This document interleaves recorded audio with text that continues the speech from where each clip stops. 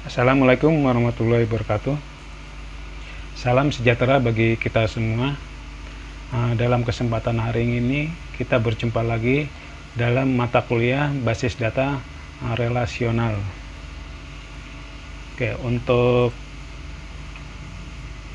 materi hari ini adalah kita membahas tentang normalisasi data ya di dalam basis data atau database.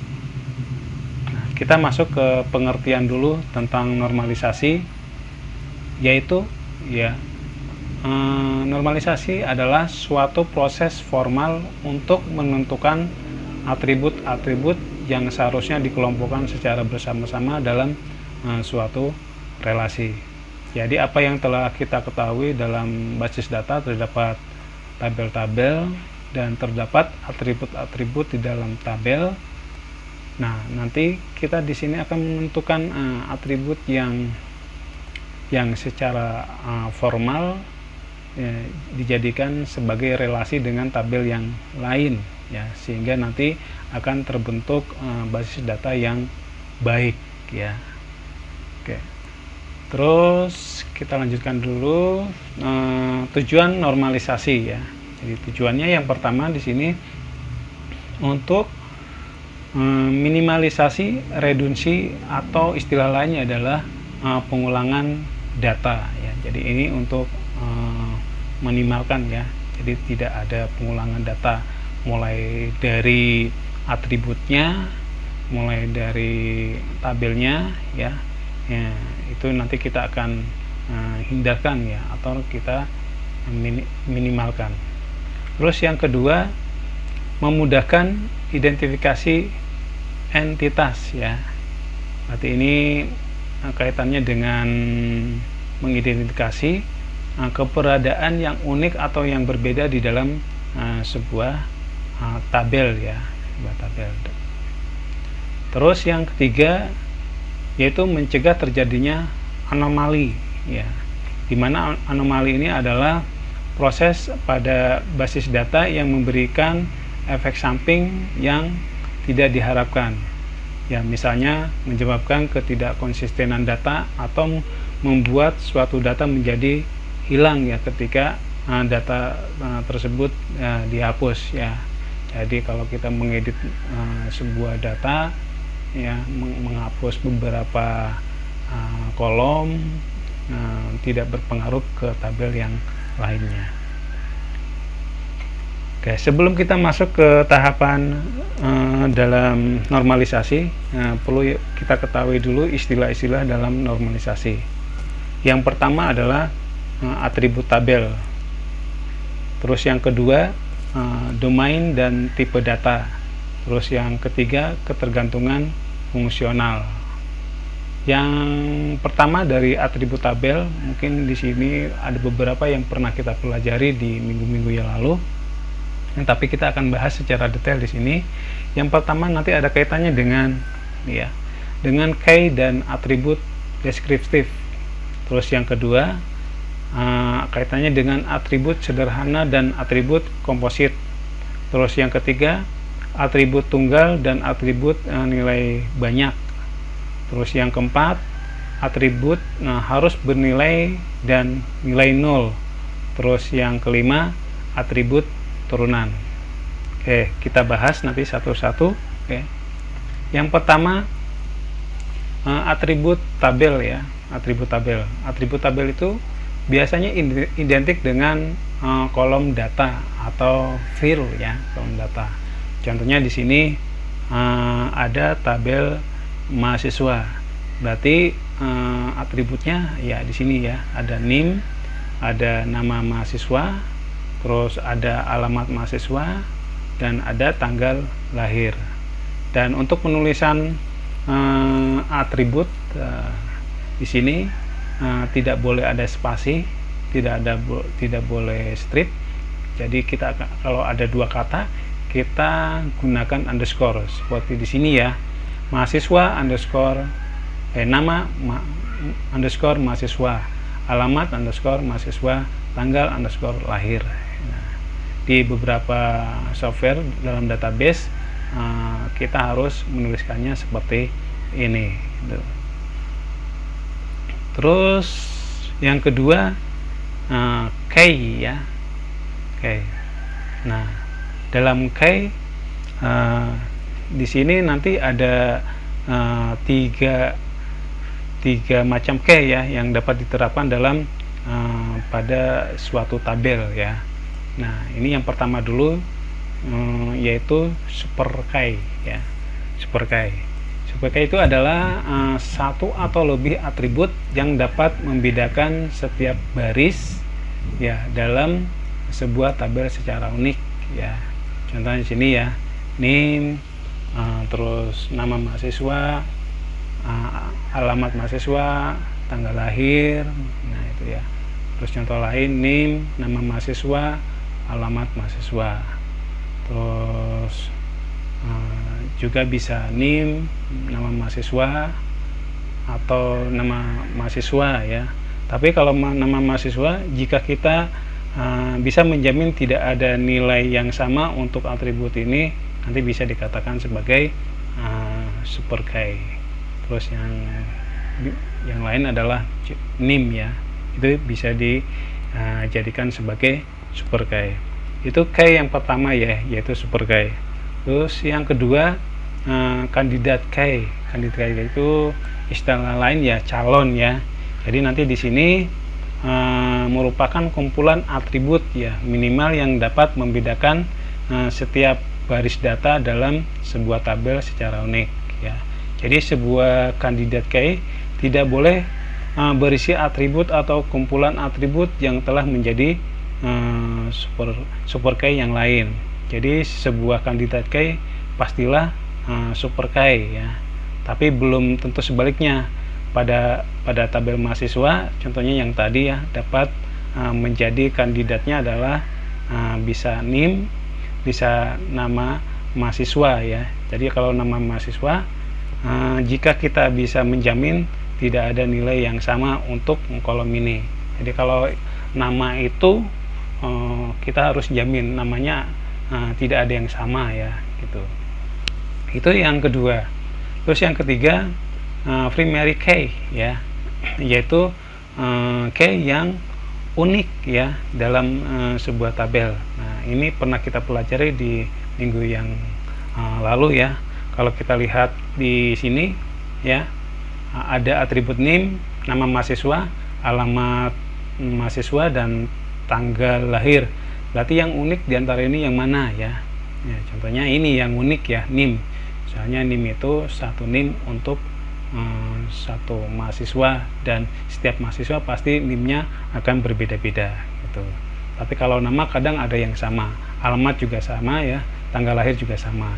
Jadi NIM adalah yang unik yang berbeda dengan atribut yang lain.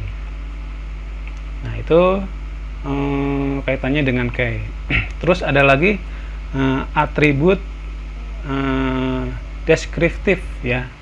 Jadi di sini atribut-atribut yang tidak menjadi anggota dari primary key ya. Jadi kalau kita lihat tadi tabel mahasiswa, ada NIM, nama mahasiswa, alamat mahasiswa, dan tanggal mahasiswa. Maka selain dari NIM itu bisa dikatakan sebagai atribut deskriptif. Terus ada lagi atribut sederhana ya. Atribut sederhana adalah atribut atomik yang tidak dapat dipilah atau diuraikan kembali ya. Contohnya di sini nama mahasiswa yang tidak bisa diuraikan ya, tidak diuraikan. Nah, ini nanti kebalikannya dengan atribut komposit ya. Kalau atribut komposit adalah atribut yang masih dapat diuraikan lagi menjadi sub-sub atribut ya. Contohnya alamat mahasiswa ya. Alamat mahasiswa biasanya isinya adalah jalan ya, nomor, terus kotanya di mana, dan kode posnya di mana. Nah, itu nanti bisa dibuatkan sub-sub atributnya ya. Jadi alamat mahasiswa bisa dibuatkan tabel alamat, nama kota, dan kode pos. Nah, itu. Oke, yang berikutnya di sini ada atribut bernilai tunggal ya. Bernilai tunggal. Nah, ditujukan kepada atribut yang memiliki paling banyak satu nilai untuk baris data ya. Contohnya di sini pada tabel mahasiswa ya. Tabel mahasiswa itu di sini ada NIM, nama mahasiswa, alamat mahasiswa, dan tanggal lahir ya. Jadi tadi ya, bahwa atribut bernilai tunggal itu ditujukan pada atribut-atribut yang memiliki paling banyak satu nilai untuk setiap baris data.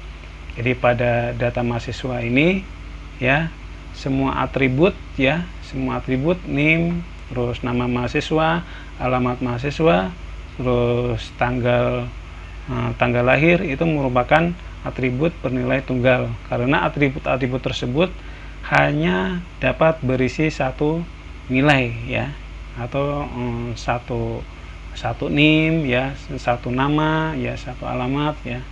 Jika ada seorang mahasiswa yang memiliki contohnya 2 tempat tinggal ya, atau 2 alamat, maka hanya satu saja yang boleh diisikan ke dalam atribut alamat ini ya. Tuh, jadi satu aja.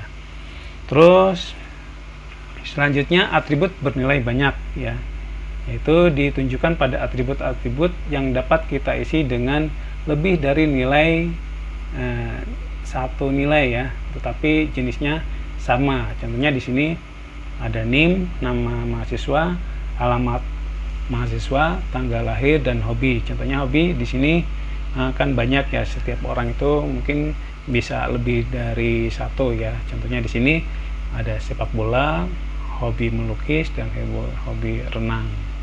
Nah, ini yang kaitannya dengan atribut bernilai banyak. Selanjutnya atribut harus bernilai ya. Jadi atribut tabel yang ditetapkan harus berisi dan nilai tidak boleh kosong ya. Contohnya sini ya, NIM nama itu harus ada ya, harus ada isinya ya.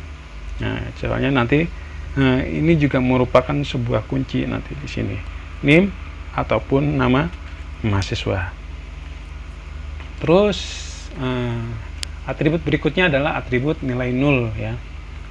Jadi atribut yang nilainya belum siap atau tidak ada ya, tidak ada. Nanti ini boleh dikosongkan ya.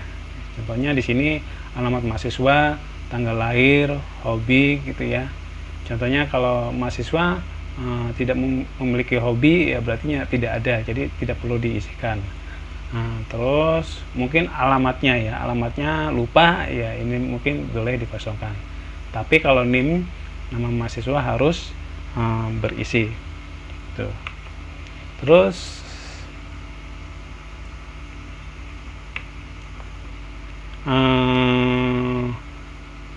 yang lainnya kaitannya dengan ini ya, dengan domain dan tipe data ya. Domain dan tipe data. Jadi secara umum istilah domain itu memiliki banyak kesamaan pengertian dengan fungsi tipe data ya. Tipe data itu berarti tipe datanya dari isi ya, dari isi atau record dari tabel itu. Contohnya NIM itu berarti pakainya tipe datanya adalah numerik ya. Tapi kalau nama berarti pakainya string ya. Jadi itu ya. Jadi istilah domain memiliki banyak kesamaan pengertiannya dengan fungsi tipe data ya. Akan tetapi tipe data lebih merujuk kepada kemampuan penyimpanan data yang mungkin bagi suatu atribut secara fisik ya, harus tanpa melihat layak atau tidak layaknya data tersebut bisa dilihat dari kenyataan pemakaiannya itu ya. Sementara domain nilai lebih ditekankan pada batas-batas ya, nilai yang diperbolehkan bagi suatu atribut. Nah, dilihat dari kenyataan yang ada pada tabel, contohnya tabel kuliah ya. Nah, tabel kuliah itu biasanya nanti ada mata kuliah ya, terus ada waktu, terus ada tempat, terus ada nama dosen ya contohnya. Nah, nanti kita memang menerapkan bahwa tipe data untuk tipe SKS itu biasanya pakainya integer ya. Nah, dengan itu secara fisik dapat saja menyimpan nilai ya, nilai min 1 atau 0 atau 100 ya untuk atribut SKS tersebut. Tetapi kita mengetahui dengan pasti ya bahwa nilai-nilai itu sebetulnya tidak dibenarkan atau invalid ya untuk menjadi data pada atribut SKS. Lalu nilai-nilai seperti apa yang boleh ya. Jadi dari kenyataan yang ada, kita ketahui bahwa nilai yang layak atau valid untuk atribut SKS adalah 1, 2, 3, atau 4 ya. Maka dapat dikatakan domain nilai untuk atribut SKS adalah 1, 2, 3, 4 gitu ya. Itu kaitannya dengan ini ya, dengan domain dan tipe data.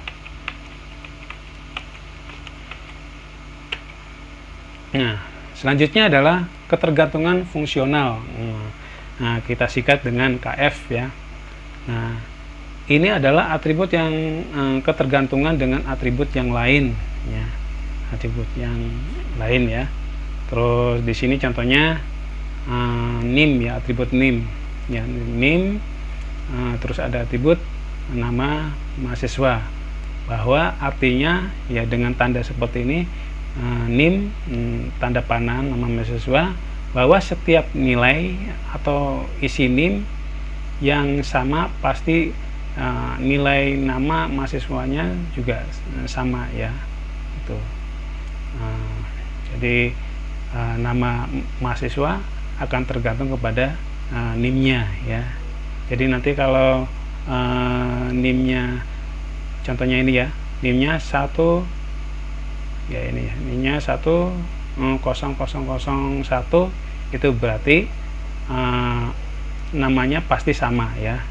Nah, contohnya yang ini juga bahasa Indonesia 100001, berarti namanya juga sama. Nah, itu ketergantungan. Jadi nama mahasiswa tergantung dari NIM. Terus yang berikutnya contoh lain, nama kuliah ya, nama kuliah, terus NIM tanda panah indeks nilai, bahwa indeks nilai akan berpengaruh kepada NIM dan nama mata kuliahnya ya. Jadi nilai itu tergantung dari NIM dan mata kuliahnya gitu. Itu ya. Nah, bagaimana dengan normalisasi dengan ini ya, dengan KF ya, atau ketergantungan fungsional. Jadi sebuah tabel dapat dikategorikan baik atau normal jika telah memenuhi 3 kriteria ya. Jadi, yang pertama kriterianya adalah jika ada dekomposisi ya. Nah, dekomposisi atau penguraian tabel ya, maka dekomposisinya harus aman, yaitu istilah lainnya lossless join decomposition ya.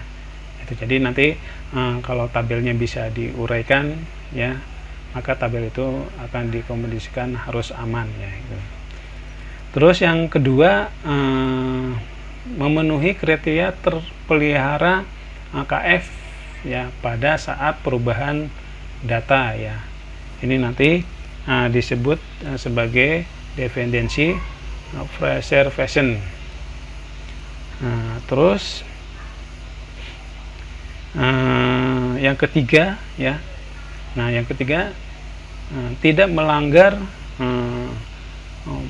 voice code normal form yang disingkat dengan BCNF ya, BCNF yang tidak melanggar ini. Nanti kita akan bahas tentang BCNF seperti apa. Nah, jadi nanti kalau tidak memenuhi BCNF, nanti akan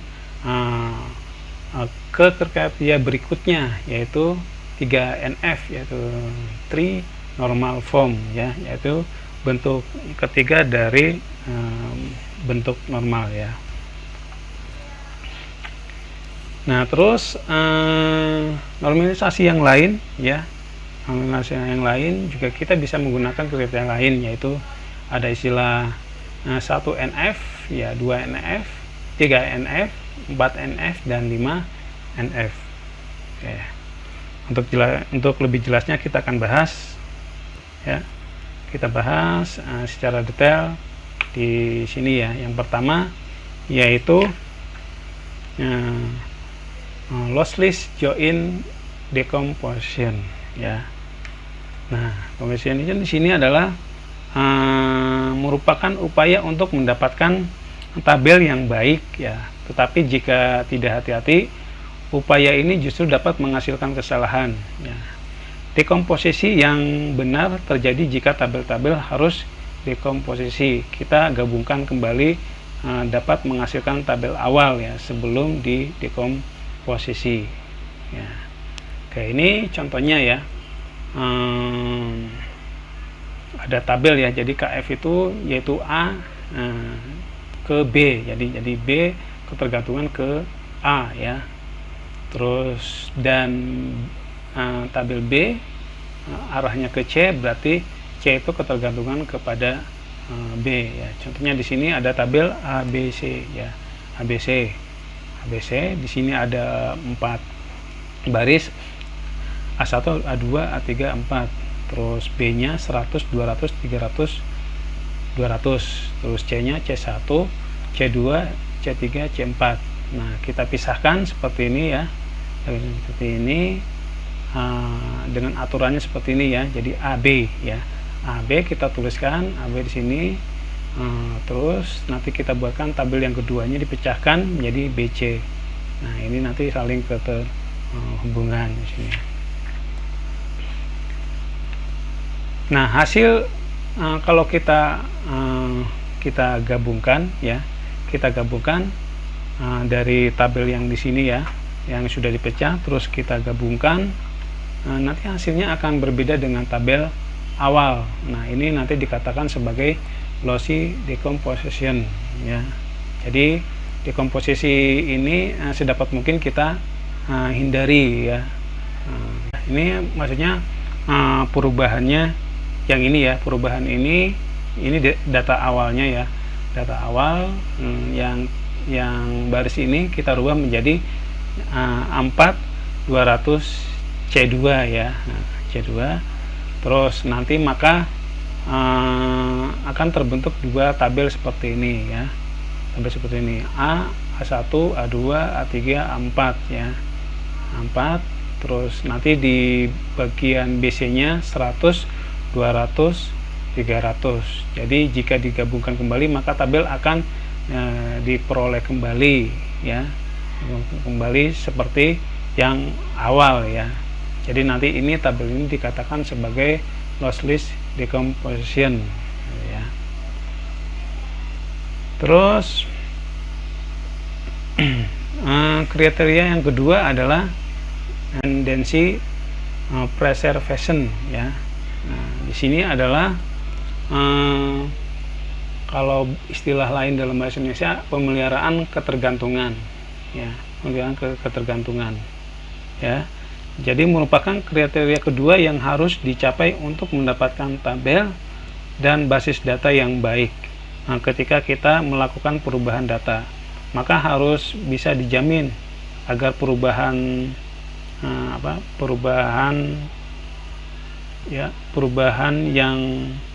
perubahan tersebut tidak menghasilkan inkonsistensi data yang mengakibatkan KF ya yang sudah benar menjadi tidak terpenuhi. Akan tetapi dalam upaya untuk memelihara KF yang ada untuk tetap terpenuhi tersebut, prosesnya harus dapat dilakukan dengan efisien ya. Contohnya di sini tabel nilai ya, tabel nilai di sini ada nama kuliah, ada NIM, terus nama mahasiswa dan indeks nilai. Nah, maka KF-nya di sini adalah indeks nilai tergantung kepada nama kuliah dan NIM, sedangkan nama mahasiswa tergantung terhadap NIM-nya. Nah, jadi nanti kalau ada perubahan di dalam alamat mahasiswa, contohnya sini ya, perubahan alamat mahasiswa atau tanggal lahir, maka perubahan tidak perlu dijalarkan ke tabel nilai ya, karena atribut-atributnya tidak dilibatkan ya. di dalam nilai ya. Jadi ini tidak ada kaitannya ya. Terus kecuali ada perubahan pada atribut nama mahasiswa ya, pada tabel mahasiswa, maka perlu dijalarkan ya. Contohnya sini ya, nama mahasiswanya Ali, terus ada perubahan menjadi Udin ya. Udin.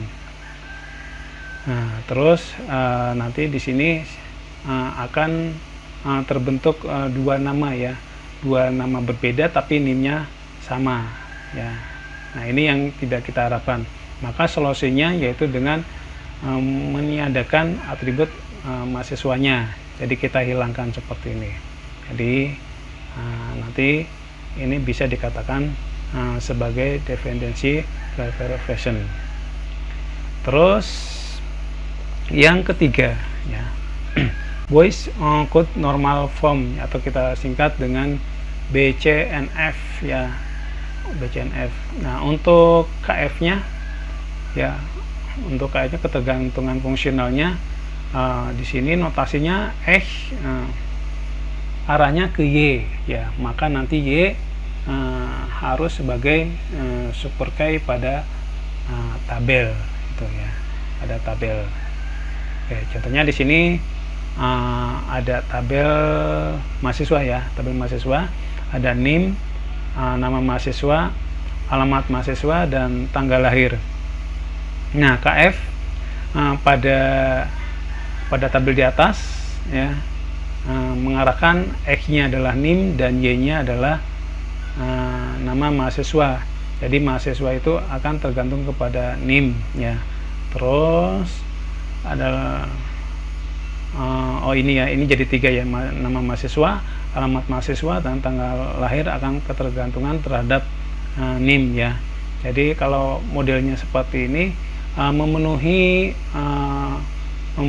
kriteria BCNF ya, BCNF, bahwa NIM-nya adalah sebagai super key di sini. Ya, itu ya. Jadi nilai X-nya. Terus ini mungkin ada sebuah kasus ya. Jadi nanti jika ada suatu kebutuhan, contohnya ya, suatu kebutuhan di sini kita melihat dari alamat mahasiswa ya, alamat mahasiswa. Di sini atributnya sifatnya masih komposit ya. Komposit itu apa tadi itu ya? Ya, jadi komposit itu yang isinya banyak ya.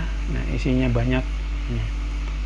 Jadi di dalamnya itu ada nama jalan, terus nama kota, terus ada kode pos ya. Tuh. Sini ya dijabarkan ya, ada ada 3 atribut ya. Jadi atribut di dalam alamat mahasiswa. Nah, alamat jalan, nama kota, kode pos ya. Jadi kalau kita pecah menjadi 3 atribut, maka tabel ini tidak bisa dikatakan atau tidak memenuhi BCNF ya, BCNF. Maka tadi ya, maka nanti untuk untuk KF barunya kita bisa buatkan, yaitu di sini alamat jalan, nama kota, kode pos, bahwa nanti kode pos akan digantungkan kepada alamat jalan dan nama kota. Maka nanti tabel mahasiswa akan diuraikan ya, atau dikomposisi menjadi 2 tabel. Nah, kalau kita lihat di sini ada yang sama ya, ada yang sama ya, Ali ya, dari alamatnya ya, atas nama Ali, dan Roy itu alamatnya sama ya. Terus ada lagi Budi dan Made juga alamatnya sama. Nah, ini nanti dibuat menjadi dua tabel ya. Jadi tabel alamatnya dibuat seperti ini ya. Jadi alamat mahasiswa, nama kota, terus kode pos ya. Kode pos tadi tidak ada lagi pengulangan lagi ya. Kalau ini ada pengulangan ya. Nah, dibuat seperti ini. Jadi jika tabel mahasiswa dan tabel alamat digabungkan, Jadi nanti akan memiliki KF ya, atau ketergantungan fungsional, bahwa nanti tanggal lahir, nama kota, nama jalan akan ketergantungan terhadap NIM. Terus tabel tadi memiliki 2 KF ya. Di sana kalau kita telusuri bahwa nanti di sini ada 2 KF, yaitu kode pos akan tergantung kepada nama jalan dan nama kota. Terus nama kota juga nanti akan tergantung kepada kode pos ya. Nah, tapi kalau kita pecahkan lagi seperti ini ya, kita lihat dari kode posnya ada yang sama ya. Jadi ini juga tidak memenuhi BCNF ya, makanya nanti dipecah lagi ya, dipecah lagi menjadi 2 ya. Nah, menjadi 2 supaya tidak terjadi pengulangan ya. Jadi alamat 1, alamat 2. Alamat 1 itu alamat mahasiswa ya. Nah, mahasiswa, nama kota, terus nanti alamat kedua kode pos dan nama kota. Nah, dan kita lihat juga ya, di bagian alamat mahasiswa di sini ada yang berbeda ya, di alamat ya, atas nama mahasiswa Ira ya. Jadi komplek Gria 1 ya. Ini berbeda dengan yang di atas ya. Nah, contohnya di sini ada perubahan ya alamat ya, perubahan alamat. Jadi di sini contohnya Jalan Titiran 2 ya, Jalan Titiran 2. Dan secara otomatis nanti ada yang sama dengan atas nama mahasiswa Hasan ya, Jalan Titiran 2, tapi untuk nama kotanya beda ya. Jadi Hasan Bandung, Ira Sumedang ya. Maka nanti perubahannya seperti ini ya. Perubahan untuk tabel alamatnya ya, tabel alamatnya.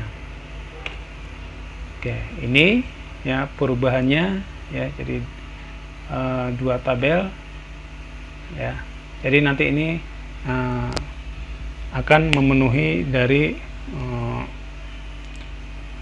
kriteria dari BCNF ya. Terus kriteria yang berikutnya yaitu kriteria alternatif ya, atau bentuk normal ketiga, yaitu 3NF ya, ini singkatannya. Nah, kriteria alternatif ya, jika kriteria BCNF itu tidak memenuhi. Jadi kriteria yang tadi tidak memenuhi, jadi bisa kita lakukan tahap berikutnya adalah 3NF ya. Jadi contohnya di sini untuk notasinya arahnya ke A, nah, di mana A mewakili semua atribut ya tunggal di dalam tabel yang tidak ada di dalam tabel X ya. Oke, ini contohnya untuk tabel alamat ya, alamat mahasiswa, nama kota, terus kode pos ya. Di sini kalau KF-nya yaitu bahwa kode pos ya, kode pos akan ketergantungan terhadap alamat jalan dan nama kota ya. Itu. Nah, terus dibagi 2 ya. Dibagi 2 tadi itu ya. Jadi alamat 1 ini alamat 2 ya. Alamat 1 dan alamat 2. Itu ya. Ini untuk yang bentuk normal yang ketiga ya.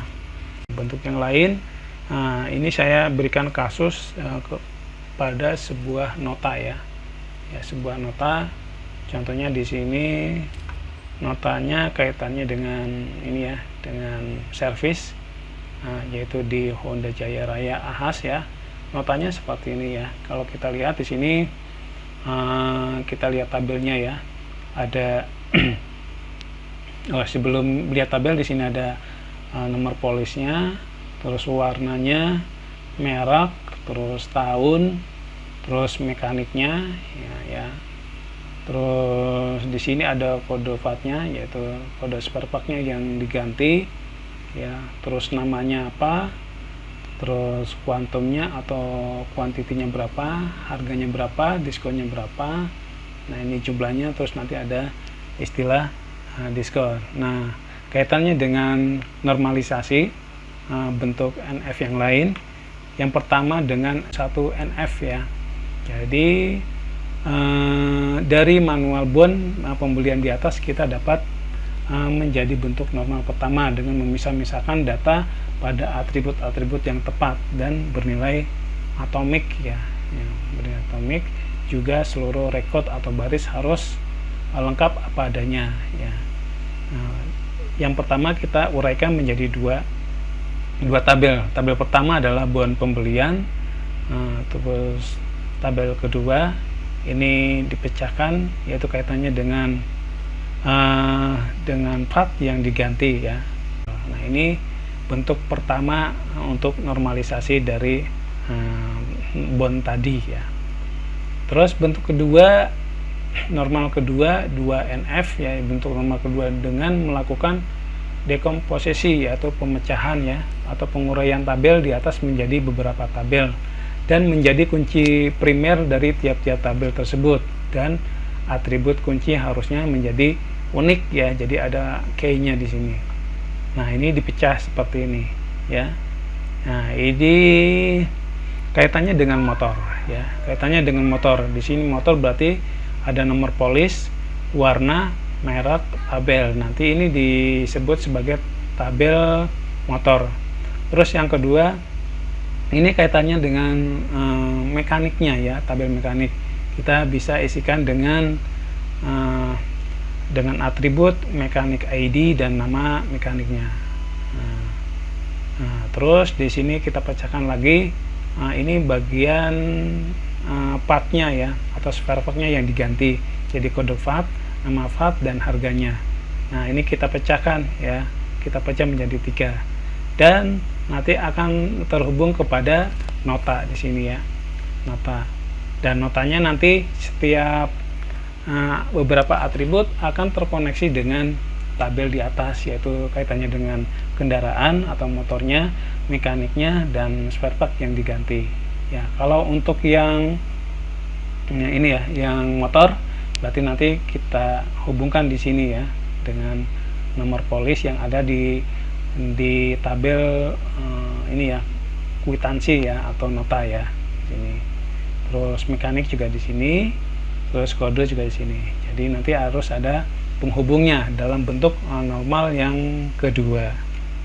Terus bentuk normal yang ketiga yaitu 3NF ya, 3NF. Jadi bentuk normal ketiga ini mempunyai syarat setiap relasi atau hubungan tidak mempunyai atribut yang bergantung transitif ya. Jadi harus bergantung penuh pada kunci pertama dan harus memenuhi bentuk normal kedua yaitu 2NF ya. Jadi ini dipecah kembali di sini ya. Berikutnya lagi, kalau tadi itu ada 4 tabel dan sekarang menjadi 5 tabel ya, 5 tabel. Berarti yang tabel ini dipecah menjadi 2 ya, jadi menjadi 2.